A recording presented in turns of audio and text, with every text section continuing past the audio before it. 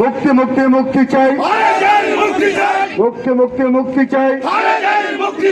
আমাদের গ্রামের হারেজালি সে কোনো চাঁদাবাজ নয়, সন্ত্রাস নয়। তাকে মিথ্যাভাবে একটি অস্ত্র দিয়ে তাকে ফাঁসানো হয়েছে। আমরা এলাকাবাসী সবাই জানি সে ভালো ছেলে।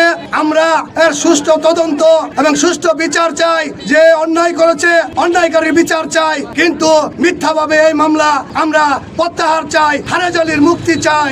সরল সহজ একটা ছেলে, সে এরকম কাজ করতেই পারে। ষড়যন্ত্রটা হচ্ছে তার পুরাতন বাড়িতে তার ভাইয়ের পরিত্যক্ত পানির ট্যাঙ্কিতে অস্ত্র পাওয়া গেছে। এই অস্ত্র হারেজালি রাখে নাই। যারা প্রশাসনকে ইনফরমেশন দিয়েছে তারাই রাখছে। তাদেরকে জিজ্ঞাসাবাদ করা হোক, তাহলেই সত্য উদ্ঘাটন করা হবে।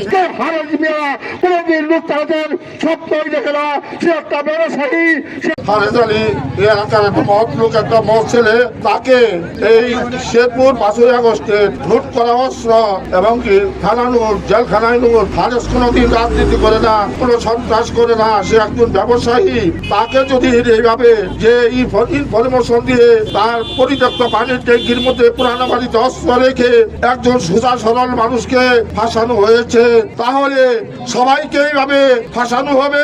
আমার প্রশ্ন হলো যে 5ই আগস্টে কিভাবে শেরপুর সদর থানা থেকে বা কাহারা অস্ত্রটিকে বের করলো এবং এই পানির ট্যাঙ্কির মধ্যে অস্ত্রটি রেখে দিল এবং কে বা কাহারা যৌথ বাহিনীকে ইনফরমেশন দিল যে পরিত্যক্ত পানির ট্যাঙ্কিতে অস্ত্রটি রাখা আছে।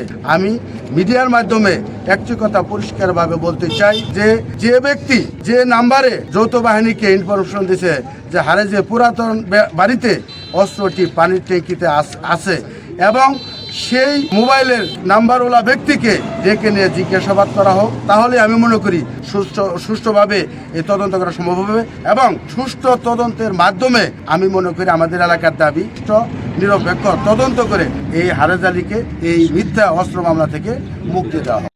আপনারা জানেন 5ই আগস্টের পর থেকে পুলিশের দুইটি অস্ত্র খোয়া ছিল। তার মধ্যে আমরা একটি অস্ত্রকে উদ্ধার করতে পেরেছি। তো এই সংক্রান্তে একটি মামলা হয়েছে। মামলায় একজন আসামি আছেন।